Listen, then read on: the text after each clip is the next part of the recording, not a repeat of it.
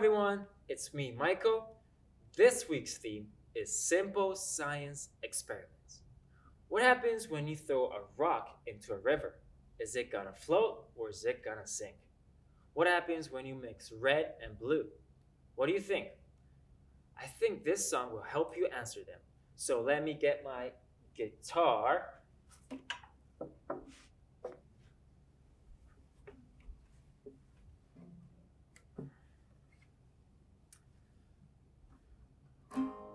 This song is called Everyday Science.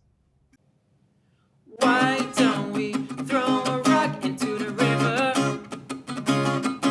and see what happens? What's gonna happen? Was the rock heavy or light? Now drop a leaf on the river and see what happens. What's gonna happen?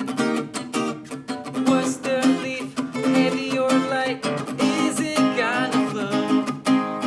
Is it gonna sink? What do you think? Keep asking questions about everyday life.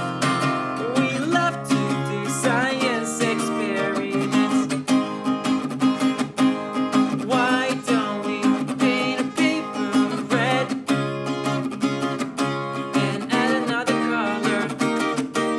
Choose your favorite color.